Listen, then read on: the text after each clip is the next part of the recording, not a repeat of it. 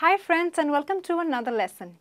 Well, are you someone who writes a lot of emails, reports, documents, and well, sometimes you stretch your sentences a bit too long? If you are one of them, then this lesson is for you. So in today's lesson, we are going to look at how to use a comma, okay, before and. A little weird, a little strange. Do we even use a comma before and? Well, for those who didn't know, I have news for you, and that is yes, we do. And for those who know that we do use a comma but are a little confused, well, hold on and let's start the lesson.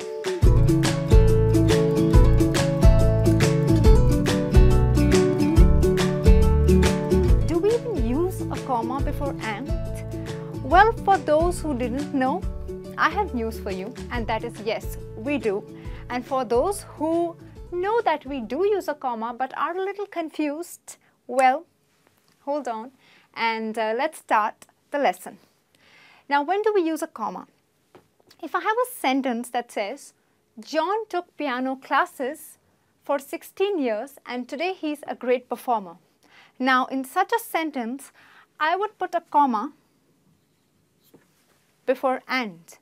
Now, if you're going to ask me why, I have something to tell you. John took piano lessons for 16 years. Now, if you see this part of the sentence, it's an independent clause. So, what's an independent clause? An independent clause is a sentence where there is a subject and there's a verb, and the sentence can stand alone. Independent, right? So even if I stop at John took piano lessons for 16 years, it makes complete sense in itself, okay? But I am coordinating it with another clause that says, and today, remember I have put a comma before and today he is a great performer. Now this is also an independent clause. Okay, that means it has its subject and verb, and it can stand alone. It has a complete meaning in itself. So today he is a great performer. All right. So what most people would do when they get confused is put a full stop and start a new sentence. But well, you can join two independent clauses, two clauses that can stand alone by themselves by putting a comma and putting a comma before and. Now, a similar structure, if I say, John took piano lessons for 16 years, okay, and today is a great performer. So, fine, this can stand by itself, but if you see the other part of the sentence, today is a great performer. Does this make sense? No. What do you mean by today is a great performer? The subject is missing. So when the subject is missing, you can just put and today is a great performer. All right. So this is not an independent clause.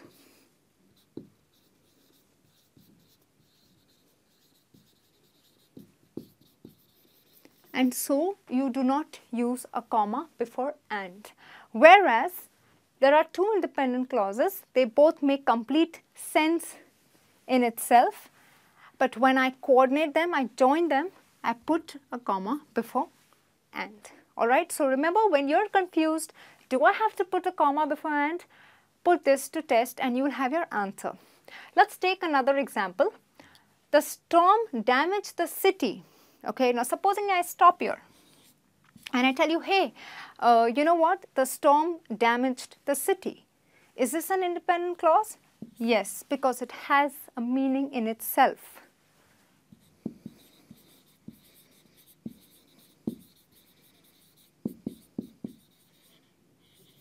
Okay, and okay, now let's see if there is another independent clause, and then we could decide whether we should use a comma or not. And many people were left without electricity. A casual sentence. Many people were left without electricity. It's independent. Does it make sense if I tell you many people were left without electricity? Yes, it makes sense because it's got a subject, it's got a verb. So what happens is, you have two independent clauses, you have and joining them, but remember, you always use a comma before and, because two sentences that make complete sense by themselves are coming together with the help of and, but don't forget to put a comma. Okay? Now the similar one, the storm damaged the city and left many people without electricity. The storm damaged the city, fair enough. Now if I say, left many people without electricity, is it a sentence by itself? No, there is no meaning. I mean, imagine if someone told you, left many people without electricity. No sense. So this is not an independent clause. Okay. And so you do not add a comma before and. So you don't need to add a comma before and. So the rule is, yes, when do we use a comma before and? When you have two independent clauses. Again, I am saying independent clause means a sentence with a subject and verb. They are independent, they can stand alone with full meaning and make sense. When you join them, there are times in reports and emails you need to complete that thought. Remember, you use a comma before and, but when they are not independent clauses, there is no subject and a verb in the second part, you do not use a comma before and like these sentences. So rule 1, remember, use a comma before and when you have two independent clauses coordinating or you're joining them together. Now the second usage, when you talk about three items in a sentence or three things, you use a comma just before the last item. So and before the and, okay. The song was composed by Harry. He's the first person or thing we're talking about. In this case, he's a person. Lara, now. And Sarah. Now a lot of people would debate and say, hey, we don't need to use a comma before and. Well, there are a lot of people who are not comfortable doing it, but grammatically and in the sentence formation sense, you need to use an apostrophe before and when there are three items or three things or three people you talk about in a sentence. So remember, when you're talking about your colleagues, you're drafting a report, maybe giving credits in your presentation, and Sarah, a comma before that.